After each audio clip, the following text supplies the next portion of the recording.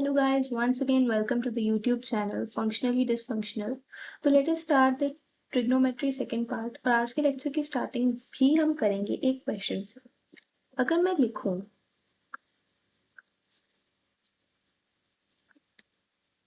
Sign square theta plus cos square theta, तो इसका answer क्या होगा? कुछ स्टूडेंट्स बोलेंगे 1 और वो बिल्कुल सही बोल रहे हैं, लेकिन 1 क्यों होता है? क्या इसका आंसर किसी को पता है? क्या किसी ने भी कभी सोचा है कि ये आइडेंटिटी एग्जिस्ट क्यों करती है? किसी ने डिराइव करने की कोशिश की है क्या कभी इसे? तो आज हम सिर्फ फॉर्मूला नहीं याद करेंगे, आज हम हर आइडेंटिटी को डिराइव करेंगे ज़ीरो से, अपने हाथ से राइट ट्राइंगल का यूज़ करके। And then I also show you some other thing. अब मैं स्क्रीन पर 3 इक्वेशंस लिखूंगी।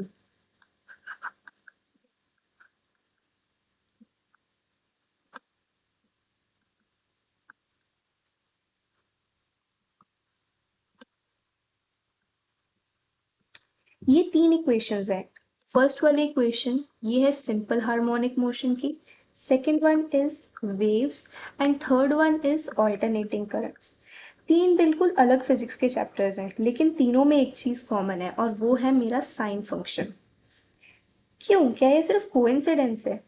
आज के लेक्चर के एंड तक तुम्हें सब समझ आ जाएगा कि सिर्फ साइन और कॉस के फंक्शंस फिजिक्स में बार बार क्यों आते हैं, क्योंकि वो रेपिटेशन और ऑसिलेशन की नेचुरल लैंग्वेज है।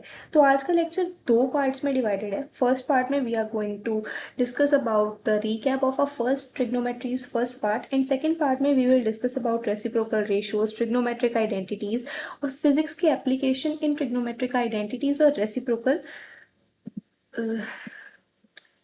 रेशोज की वजह से। So let us start with the recap. सबसे पहले we are going to draw a right angle triangle, क्योंकि लास्ट लेक्चर में हमने कुछ ज़्यादा तो किया नहीं था। It was just a basic introductory lecture जिसमें हमने साइन कॉस और टैन को डिराइव किया था। तो this is my right angle triangle with angle theta. This is A, this is B and this is, ये है मेरा हाइपोटेन्यूज, ये है मेरा परपेंडिकुलर, ये है मेरा बेस। एंड लास्ट लेक्चर में I learn that sine theta is equal to perpendicular upon hypotenuse, cos theta is equal to base upon hypotenuse and tan theta is equal to perpendicular upon hypotenuse. ये तीनों basic ratios है right angle triangles के sides की। अब standard angles, अब जो मेरे standard angles थे, अगर हम उनको भी रिविजिट करना चाहें तो theta, sine, cos and tan. If my theta is 0 degree, 30 degree, 45 degree, 60 degree या फिर 90 degree, तो sin 0 0, this is 1 by 2, this is 1 by root 2, this is root 3 by 2, this is 1. cos में sin की values का ही reverse होता है, nothing else, 1 by root 2, this will be root 3 by 2, this will be 1. और ये tan is the ratio of sin and cos, 0, 1 by root 3, 1, root 3 and this will be infinity or we can say undefined. अब ये values अगर याद है तो very good.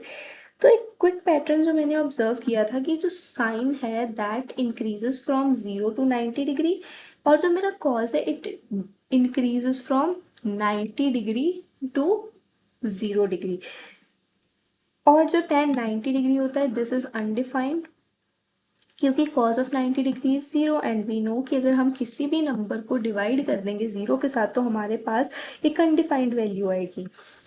अब मैं आपसे एक क्वेश्चन पूछना चाहती हूँ which is why sine 30 degree and cos 60 degree are same. क्या ये इस क्वेश्चन का आंसर कोई दे सकता है? देखो, अगर मैं बात करूँ तो मेरा 30 degree plus 60 degree this is equal to 90 degree. जब दो एंगल्स कॉम्प्लीमेंट्री होते हैं तो उनका सम क्या होता है? 90 डिग्री। तो एक का साइन दूसरे के कॉस के इक्वल होता है। ये एक ब्यूटीफुल सिमेट्री है, हम लेटर और डिस्कस करेंगे इस कॉन्सेप्ट को। भी के लिए यही याद रखो कि जब दो एंगल्स कॉम्प्लीमेंट्री हैं तो एक का sine will be equal to दूसरे का कॉस। तो अब रिकैप तो हो गया, अब स्टार्ट करते हैं अपने आज के लेक्चर से। अब रेसिप्रोकल रेशोज की नीड क्या है? अगर sine theta, cos theta and tan theta वो ऑलरेडी एग्जिस्ट कर रहे थे, तो साइंटिस्ट ने क्यों और रेशोज बनाने की कोशिश की? तो ये जेन्युइन सवाल है। मैथमेटिक्स में कोई भी चीज़ जस्ट फॉर फन तो नहीं बनाई जाती, हर नए कॉन्सेप्ट के पीछे एक ज़रूरत होती है। सोचो फिजिक्स में अक्सर ऐसा होता है कि एक्सप्रेशन में अगर मेरे पास 1/sin थीटा आ जाए और मुझे उसको बार बार लिखना पड़े, 1/sin थीटा, 1/cos थीटा या फिर 1/tan थीटा, तो मैं इन सब का एक शॉर्ट हैंड नोटेशन भी तो बना सकती हूँ ना, instead of writing the ratios. बस इसी कन्वीनियंस के लिए इन लोगों ने क्या किया कि रेसिप्रोकल रेशोज बना दी, जैसे 1/sin theta is cosec theta, cos theta is sec theta and tan theta is cot theta। अब ये चीज बहुत अच्छे से याद रखो। तो रेसिप्रोकल रेशियोज में कुछ नहीं होता, it's just 1/sin theta is equal to cosec theta, 1/cos theta is equal to sec theta and 1/tan theta is equal to cot theta. तो अब हम क्या करते हैं, इनको ज्योमेट्रिकली समझते हैं। सबसे पहले we are going to understand cosec theta. अगर मैं अपने ए पार्ट की बात करूं, so I will understand cosec theta first of all. तो इसके लिए सबसे पहले हमारी बेसिक रिक्वायरमेंट क्या है, एक राइट एंगल ट्राइंगल, वो हमने ड्रॉ कर लिया। This is my angle theta, this is hypotenuse, this is perpendicular and this is base. अब मुझे बहुत अच्छे से पता है कि मेरा साइन थीटा क्या होता है, this is perpendicular upon hypotenuse. तो जो मेरा कोसेक थीटा होगा, since that is reciprocal of sine theta, so this will be hypotenuse upon perpendicular. Hence I can say that cosec theta is equal to hypotenuse upon perpendicular. तो geometrically ये cosec theta हमें क्या बता रहा है? Geometrically हमें ये बता रहा है कि हाइपोटेन्यूज परपेंडिकुलर के कितने टाइम्स ज़्यादा है। अगर थीटा छोटा है तो जो मेरा परपेंडिकुलर है वो छोटा हो जाएगा, परपेंडिकुलर छोटा हुआ तो जो मेरा कोसेक थीटा है उसकी वैल्यू इंक्रीज हो जाएगी। और यही अगर इसकी वैल्यू इंक्रीज होगी तो जो मेरा हाइपोटेन्यूज है इसकी वैल्यू भी इंक्रीज हो जाएगी। और अगर मेरा थीटा 90 डिग्री है तो वो जो परपेंडिकुलर है that will be equal to hypotenuse and minimum value of cosec theta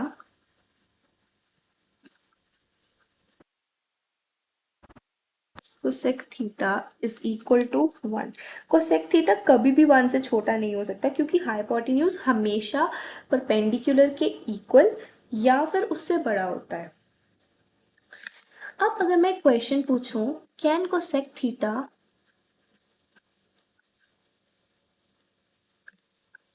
sorry, what will be the value of cosec theta, cosec 0 degree? What will be the value of cosec 0 degree?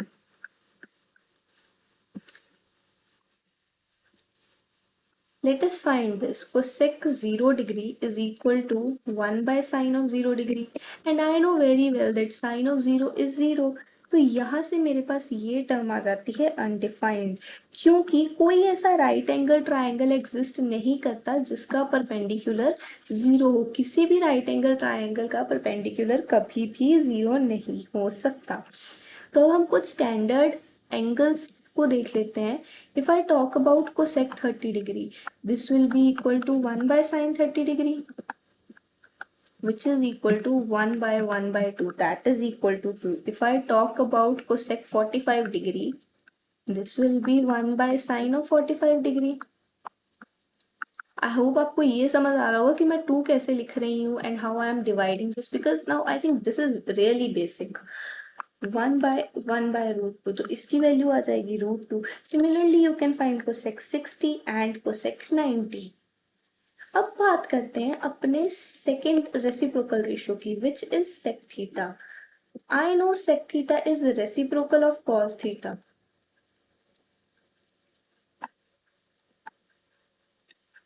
So in that case, sec theta will be equal to 1 by cos of theta।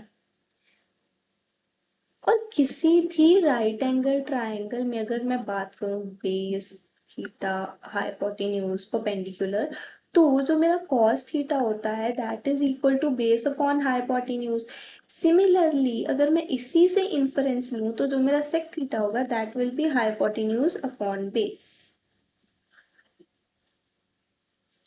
Exact same logic. अब sec theta मुझे ये बताएगा कि hypotenuse base के कितने times है। ऐसे ही हम लोग कुछ वैल्यूज फाइंड आउट कर सकते हैं। जैसे अगर मुझे वैल्यू फाइंड आउट करनी हो सेक 30 डिग्री की, that will be equal to 1 by cos of 30 degree.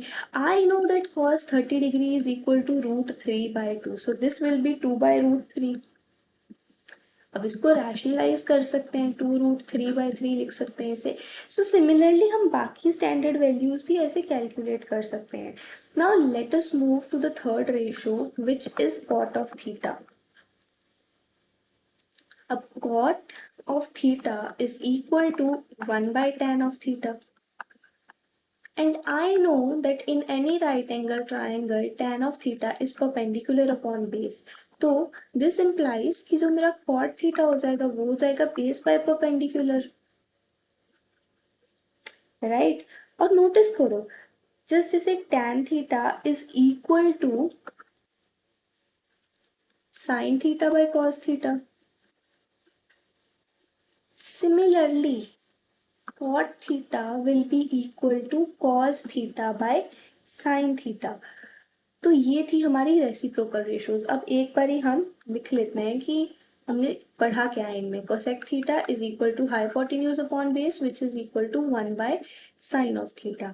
The second one was sec theta which is equal to hypotenuse upon base that is equal to 1 by cos theta, and third is cot theta जिसमें हमने पढ़ा this is equal to base by perpendicular which is equal to 1 by tan theta, या फिर हम लिख सकते हैं cos theta by sin theta. तो ये मेरा एक पूरा क्रक्स हो गया मेरे इस लेक्चर के फर्स्ट पार्ट का। अब जेई में अक्सर ऐसे क्वेश्चन आते हैं जहाँ एक रेशियो दिया होता है और दूसरा निकालना होता है। फॉर एग्जाम्पल अगर मेरा sine theta is equal to 3/5 given है तो मुझे कोसेक थीटा डायरेक्टली पता लग जाएगा, रेसिप्रोकली लेना है। बाकी आइडेंटिटीज यूज करके भी हमसे काफी सारे क्वेश्चंस पूछे जाते हैं। Now let us move towards the identities. अब कुछ भी नया करने से पहले ट्रिग्नोमेट्री में हम लोग क्या करते हैं, एक राइट एंगल ट्राइंगल बनाते हैं। तो यहाँ पर भी सबसे पहले बनाएंगे एक right angle triangle. This is theta, this is my hypotenuse, this is my perpendicular, this is my base. अब परपेंडिकुलर को let me assume this as A, base को मैं एज्यूम कर लेती हूँ एज बी, और हाइपोटेन्यूज को मैं एज्यूम कर लेती हूँ एज सी, और ये मेरा थीटा है, ठीक है। अब हम कुछ जेन्युइनली इंटरेस्टिंग करेंगे। मैं तुम्हें एक आइडेंटिटी देने वाली हूँ और हम मिलके डिस्कवर करेंगे इस राइट एंगल ट्राइंगल से फर्स्ट प्रिंसिपल से। सी मुझे पता है that sine square theta is equal to perpendicular, sine square theta नहीं, सबसे पहले तो sine theta is equal to perpendicular upon hypotenuse. यही अगर मैं इसका स्क्वायर कर दूं तो sine square theta will be equal to perpendicular का स्क्वायर अपॉन बेस का स्क्वायर। अब ध्यान से देखो, परपेंडिकुलर को अगर मैंने ए लिया हुआ है सो दिस विल बी ए का स्क्वायर, और बेस को अगर मैंने बी लिया है अपॉन बी का स्क्वायर। सिमिलरली अगर मैं इस ट्राइंगल में देखूं तो cos of theta is equal to base upon hypotenuse. This is equal to, अगर मैं यहाँ पर भी दोनों साइड स्क्वायर कर दूं, दिस इज बेस का स्क्वायर अपॉन हाइपोटेन्यूज का स्क्वायर। अब एक काम करते हैं, काम हम ये कर सकते हैं कि यहाँ पर इसकी वैल्यू पुट कर दी B square and C square. Now let us add sine square theta and cos square theta. जो मेरे पास साइन स्क्वायर थीटा की वैल्यू आई थी दैट वाज ए स्क्वायर अभी इसको इसकी फॉर्म में लिख लेते हैं, plus second was B square by H square, B square by H square.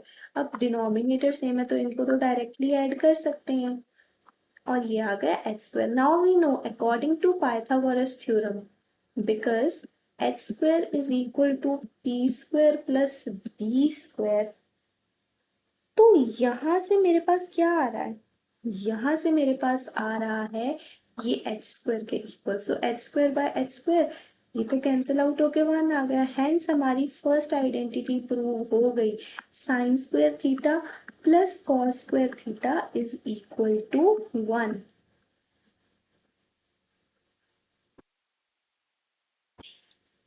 ये आइडेंटिटी इसलिए ट्रू है क्योंकि लिटरली पाइथागोरस थ्योरम है, ट्रिग्नोमेट्रिक फॉर्म में एक्सप्रेस्ड है, it's just Pythagoras theorem, nothing else. अब चलते हैं अपनी सेकंड आइडेंटिटी की तरफ। सेकंड आइडेंटिटी पे जाने से पहले I want to tell you one beautiful thing about this identity, and that beautiful thing is कि ये हर एंगल के लिए ट्रू है। क्यों? इसका रीजन यही है क्योंकि पाइथागोरस थ्योरम हर राइट एंगल ट्रायंगल की प्रॉपर्टी पे अप्लाई होता है रिगार्डलेस ऑफ द एंगल। तो sine square theta plus cos square theta is equal to 1 भी हर थीटा के लिए ट्रू होगा। तो ये हम इसकी क्विक वेरिफिकेशन कर लेते हैं कैसे। अगर मैं एग्जांपल लूँ, sine square 30 degree plus cos square 30 degree, sine 30 degree की वैल्यू कितनी होती है, दिस इज 1/2 का स्क्वायर, और कॉस 30 डिग्री की वैल्यू होती है √3/2 का स्क्वायर। अब मैं इनके स्क्वायर करती हूँ, this will be 3/4, this will be 1/4। Now when I am going to add them I will get 4/4 which is equal to 1।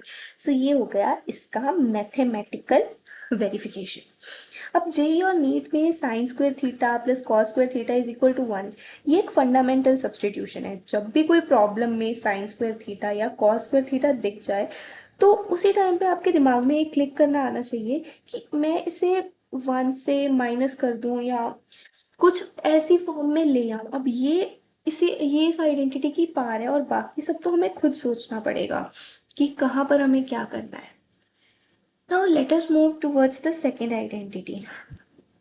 अब हमें ये चीज़ तो बहुत अच्छे से समझ आ गई है that sine square theta plus cos square theta will be equal to 1। तो पहली आइडेंटिटी है हमारे पास, अब हमें दूसरी डिस्कवर करनी है। मेथड ये है कि पहली आइडेंटिटी को लेके हम डिवाइड कर देंगे कॉस स्क्वायर थीटा से। So divide both sides by cos square theta.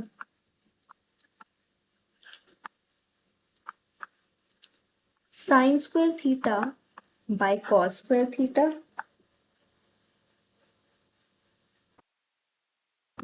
Plus cos square theta by cos square theta is equal to 1 by cos square theta. Now sin square theta by cos square theta plus 1 is equal to 1 by sec is equal to 1 by cos square theta. We know sin by cos is equal to tan, तो ये आ जाएगा tan square theta plus 1 is equal to sec square theta. यहाँ तक तो हम लोग पहुंच गए। तो मेरे पास ये निकल आई second identity, 1 plus tan square theta is equal to sec square theta. बस यही है मेरी सेकेंड आइडेंटिटी जिसको मैंने डिराइव कर लिया है। अब इसमें कॉमन मिस्टेक ये है कि स्टूडेंट्स लिख देते हैं tan square theta plus 1 is equal to sec square theta, पर रीअरेंज करने के वक्त व्हाट दे डू, वो tan square theta minus sec square theta is equal to 1 कर देते हैं, विच इज रॉन्ग। अगर इसको उस फॉर्म में लिखना है तो हमेशा याद रखना that sec square theta minus tan square theta will be equal to 1। तो ये सेम आइडेंटिटीज ही हैं, पर हो सकता है कभी ये किसी और फॉर्म में लिखी हो, कभी किसी और फॉर्म में लिखी हो। तो अभी क्या करते हैं, एक बार इसका वेरिफिकेशन भी कर लेते हैं। अगर मैं थीटा को ले लूँ 45 degree, if my theta is equal to 45 degree, तो उस केस में tan of 45 degree plus 1 should be equal to tan square theta of 1 plus tan square 45 degree plus 1 should be equal to sec square 45 degree. तो इसकी value होती है 1, 1 का square will be 1, और मुझे पता है sec स्क्वायर 45 डिग्री की वैल्यू कितनी होगी, ये हो गई 2। तो 2 will be equal to 2, hence मेरे पास ये वाली आइडेंटिटी भी वेरीफाई हो गई है। अब स्टार्टिंग पॉइंट मेरा यहाँ पर भी सेम रहेगा, that is my first identity, sine square theta plus cos square theta is equal to 1। पर यहाँ पर मैं डिवाइड करूंगी उसे साइन स्क्वायर थीटा से।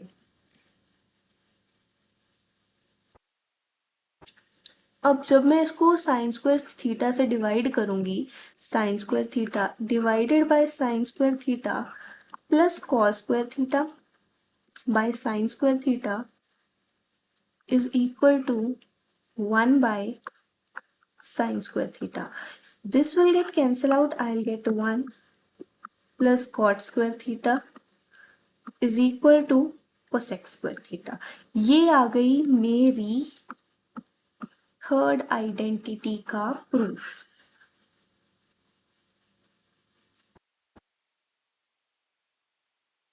अब तीसरी आइडेंटिटी एग्जैक्ट सेम प्रोसेस से, पहली आइडेंटिटी को हमने पाइथागोरस थ्योरम से निकाल लिया था। अब नोटिस करो कि ये तीनों आइडेंटिटीज एक ही चीज से आई हैं, विच इज पाइथागोरस थ्योरम। सिर्फ एक ट्राइंगल, एक थ्योरम और 3 आइडेंटिटीज, ये मैथमेटिक्स की सिंप्लिसिटी है। और ऐसी छोटी छोटी चीज़ों को सोचेंगे तो बहुत ही ज़्यादा ईजी हो जाएगा यार हमारे लिए।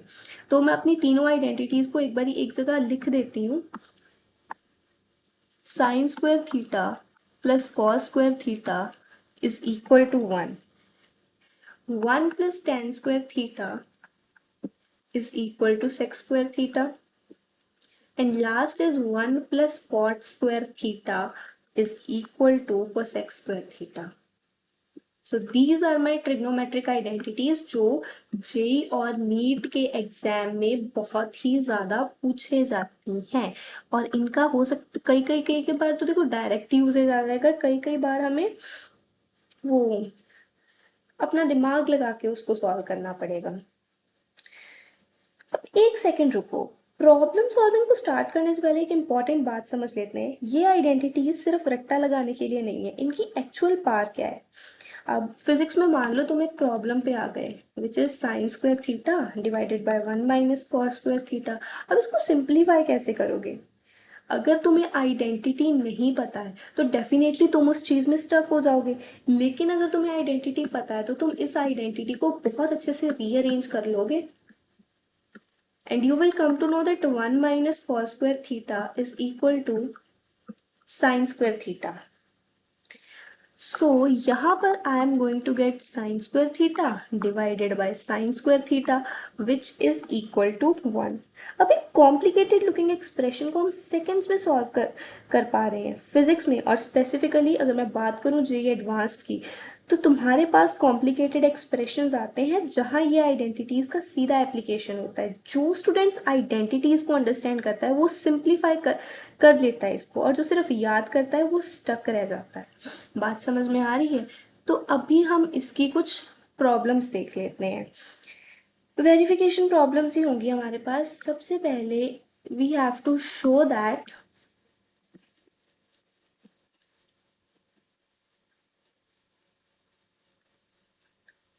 One minus sine square theta is equal to cos square theta. ये सबसे बेसिक वेरिफिकेशन है जो हमारे पास आइडेंटिटी 1 से आ गया है। अब we know that sine square theta plus cos square theta is equal to 1। तो यहाँ से कॉस स्क्वायर थीटा की वैल्यू कितनी आ गई, 1 minus sine square theta which is equal to left hand side, hence proved. अब कोई भी क्वेश्चन सॉल्व करने से पहले आप लोग उस क्वेश्चन को खुद सॉल्व करके देखना और खुद प्रूव करना तब आपके लिए ज़्यादा इजी होगा। अब चलते हैं हम अपने नेक्स्ट प्रॉब्लम की तरफ। ये भी वेरिफिकेशन का ही प्रॉब्लम है। Here you have to prove that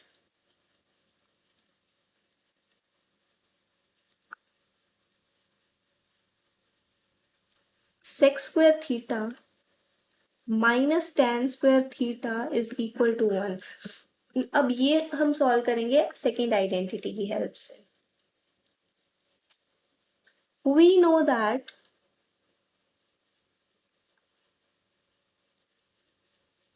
one plus tan square theta is equal to sec square theta। तो यहाँ से अगर मैं देखूं sec square theta minus tan square theta this will be equal to 1। तो मेरा ऊपर वाला जो एक्सप्रेशन है वो तो इसकी हेल्प से प्रूव हो गया है।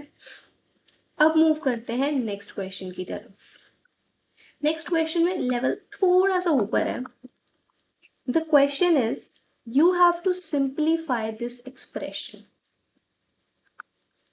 The expression is sine of theta cosec theta plus cos theta into sec theta। है वैसे है तो ये बहुत सिंपल, पर फिर भी for the people who are learning trigonometry for the very first time उनके लिए थोड़ा सा कॉम्प्लिकेटेड हो सकता है। Sine theta as it is। Now we know that cosec theta is reciprocal of sine theta, so I'll write sine theta as it is। And cos theta यहाँ आ जाएगा और sec theta is reciprocal of cos theta। तो cos theta से cos theta cancel, sin theta से sin theta cancel। I'll get 1 plus 1 which is equal to 2। अब ये question बहुत simple हो गया, बट ये हमें तभी सॉल्व कर सकते हैं जब हमें ये पता हो कि कोसेक थीटा और सेक थीटा इन दोनों के रेसिप्रोकल्स है। अगर हमें ये नहीं पता तो हम क्वेश्चन में ऐसे ही स्टक रहेंगे। ये भी अब आपको समझ में आ रहा होगा। अब नेक्स्ट क्वेश्चन को देखो। Next question says that you have to simplify tan square theta minus sin square theta। अब ये थोड़ा इंटरेस्टिंग है, इसको हम स्टेप बाय स्टेप लिखते हैं। tan square theta minus sin square theta। tan square theta को मैं लिख सकती हूँ sin square theta by cos square theta। Yes, क्यों नहीं लिख सकती। और यहाँ ये as it is। now I can take sin square theta common. Common लिया, यहाँ बचा 1 by cos square theta, यहाँ बच गया 1। अब sin square theta into 1 minus cos square theta by cos square theta। अब फर्स्ट आइडेंटिटी से मुझे पता है 1 minus cos square theta will be equal to sin square theta। तो मेरे पास जो एक्सप्रेशन आएगा that will be equal to sin square theta into sin square theta divided by cos square theta which is equal to sin to the power 4 theta divided by cos square theta. अब इसको और simplified version में हम लिख सकते हैं sign square theta by cos square theta into sine square theta. तो यहाँ से मेरे पास आ गया tan square theta into sine square theta.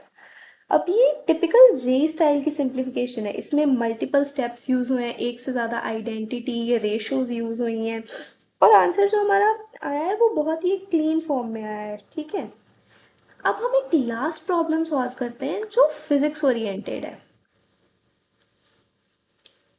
अब अगर मेरे पास मैं आपको बोलूं कि एक्सप्रेशन है and you have to simplify that expression,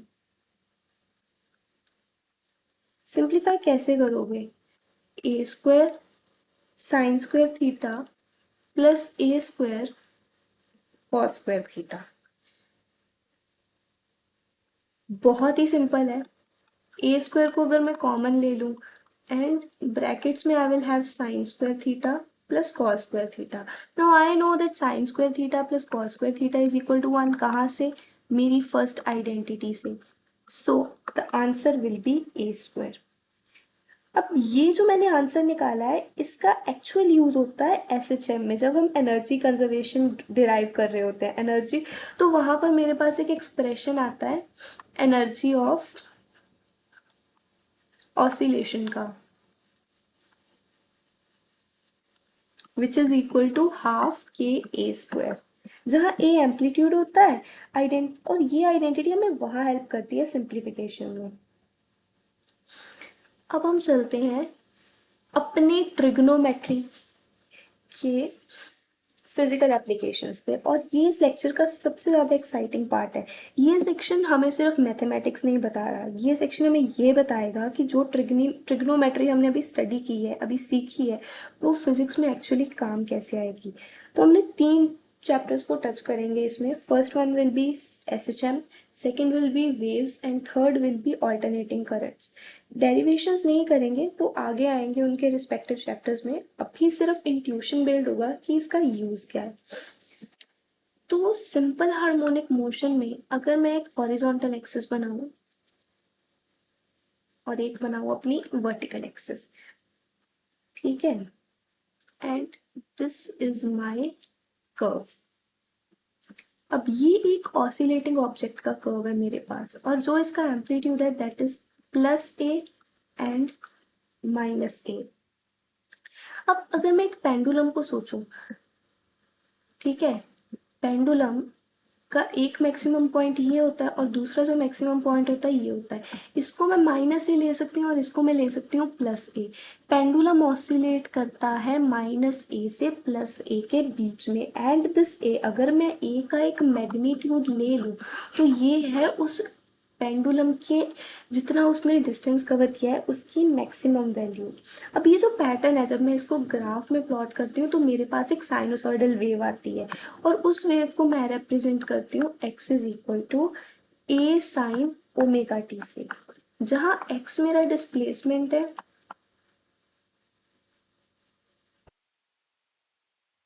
a is amplitude, omega is my angular frequency, and t is my time. x is equal to a sin omega t. ये equation मुझे बता रही है कि ऑब्जेक्ट का position है जो वो टाइम के साथ साइन फंक्शन फॉलो कर रहा है। क्यों साइन, क्यों?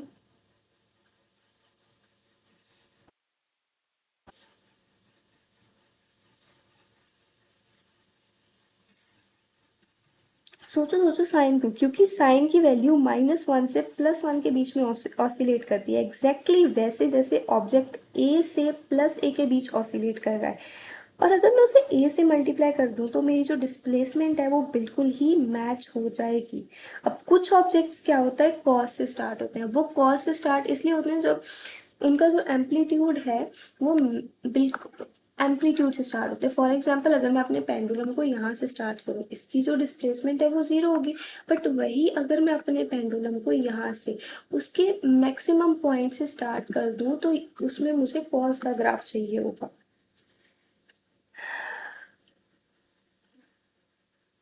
अब हम चलते हैं अपने नेक्स्ट एप्लीकेशन की तरफ, विच इज वेव्स। वेव्स में मैं सबसे पहले एक साइनोसॉइडल वेव ही बना लेती हूँ। This is my wave which is propagating in X direction.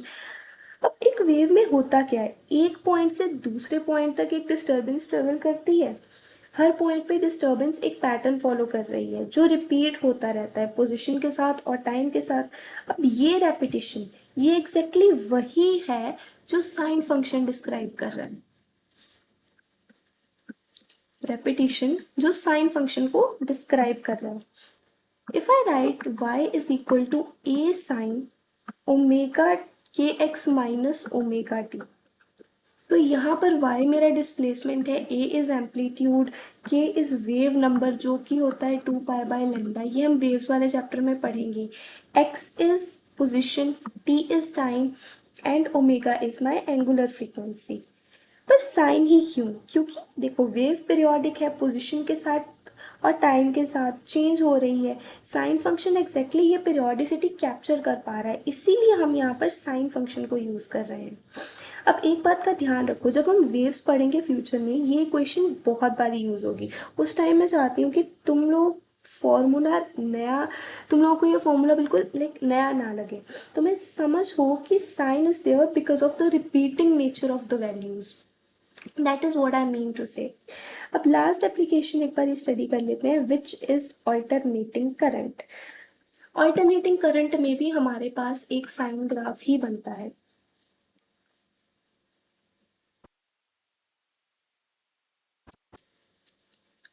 This is I naught and this is minus of I naught. ये मेरी टाइम एक्सिस होगी and this is my current axis. और यहाँ पर मैं करंट को डिनोट करती हूँ I is equal to I naught sine omega t. ये मेरा एसी करंट होता है जिसकी वैल्यू ओमेगा टी पे डिपेंड करती है, मतलब साइन के फंक्शन पे डिपेंड करती है। अब करंट प्लस आई से लेके माइनस आई तक वेरी करता है, ठीक है। साइन फंक्शन की जो वैल्यू है वो एग्जैक्टली -1 और 1 के बीच ऑसिलेट करती रहती है। अगर मैं उसको आई नॉट से मल्टीप्लाई कर दूंगी तो उसकी वैल्यू आई नॉट और माइनस आई नॉट के बीच में ऑसिलेट करेगी। ये साइनोसॉइडल नेचर एसी जनरेटर से नेचुरली आता है, क्योंकि देखो जनरेटर में कॉइल रोटेट करती है सर्कुलर मोशन में और सर्कल से साइन फंक्शन डायरेक्टली आता है। ये कनेक्शन हम आगे जाके सर्कुलर मोशन में पढ़ेंगे। सो मैंने आपको 3 एप्लीकेशंस बता दी हैं। अब इन 3 एप्लीकेशंस का अच्छे से ध्यान रखना। अब मैं आपको कुछ कॉमन मिस्टेक्स बताती हूँ जो स्टूडेंट्स जनरली जेई और नीट के एग्जाम्स में करते हैं। सबसे पहली मिस्टेक जो स्टूडेंट करते हैं वो है कि सेक थीटा और कोसेक थीटा को कंफ्यूज कर देते हैं।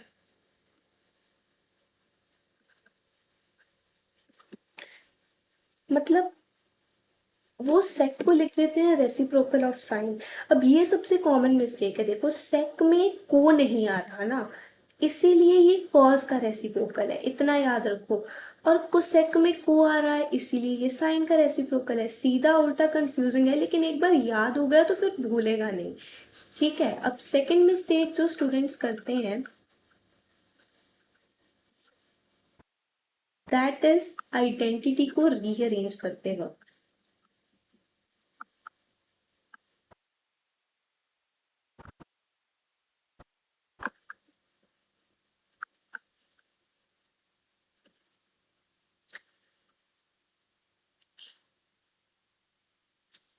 अब अगर मैंने लिख दिया है sine square theta plus cos square theta is equal to 1, तो कुछ स्टूडेंट्स को लगता है कि sine theta plus cos theta is equal to 1। ये गलत है। ये गलत इसलिए है क्योंकि हमें इसके लिए कुछ स्पेसिफिक स्क्वायर रूट के रूल्स फॉलो करने पड़ते हैं। और कुछ स्टूडेंट्स जो थर्ड मिस्टेक करते हैं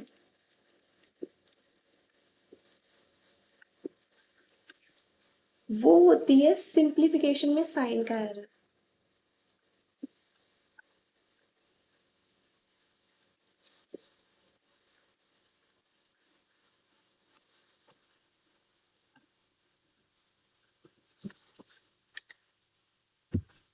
एंड मिस्टेक 4 वो है बिना समझे मेमोराइज करना। देखो ये मिस्टेक डायरेक्टली जेई एडवांस में हमें बहुत ज़्यादा एक्सपेंसिव पड़ती है। अगर तुम्हें आइडेंटिटी का बस रट्टा मार के याद किया है और कोई न्यू फॉर्म में उसका एक्सप्रेशन नहीं लिखा, जैसे sign to the power 4 theta plus cos two the power 4 theta, तुम स्टक हो जाओगे। लेकिन अगर तुम्हें पता है कि सब कुछ पाइथागोरस थ्योरम से आता है, तुम कोई भी फॉर्म हैंडल कर सकते हो। So always remember that understanding is greater than memorization. Always. This is always going to work.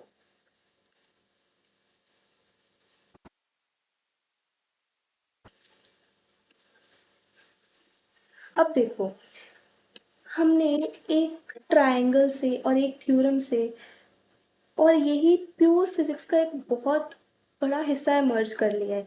ये लेक्चर ख़त्म करने से पहले तुम्हें एक चीज़ बताती हूँ। जब तुम फिजिक्स पढ़ोगे आगे जाके, विच इज़ सर्कुलर मोशन, तुम देखोगे कि एक पार्टिकल सर्कल में मूव कर रहा है, तो उसके एक्स और वाई कोऑर्डिनेट्स साइन और कॉज होते हैं डायरेक्टली। और जब तुम आगे जाके ऑप्टिक्स पढ़ोगे, लाइट की इलेक्ट्रोमैग्नेटिक वेव साइन फंक्शन से ही डिस्क्राइब होगी। और मॉडर्न फिजिक्स या क्वांटम फिजिक्स को तुम टच भी करोगे ना, तो वेव फंक्शंस फिर से साइनोसॉइडल ही होंगे। So, trigonometry is the language of physics. तो that's all for today's lecture. I hope you enjoyed this lecture और आपको ये समझ आया होगा कि ट्रिग्नोमेट्री हमने पढ़ी क्यों है, और हमने सिर्फ इतनी ही ट्रिग्नोमेट्री क्यों पढ़ी। इतनी ही इसीलिए पढ़ी है क्योंकि ये बस फिजिक्स के लिए इतनी ही रिक्वायर्ड है। हम ज़्यादा ट्रिग्नोमेट्री नहीं स्टडी करेंगे क्योंकि फिजिक्स में उसकी नीड नहीं है। हम मैथ्स को इसीलिए स्टडी करें ताकि हम उसे फिजिक्स में इम्प्लीमेंट कर पाएँ। So that's it. Thank you everyone.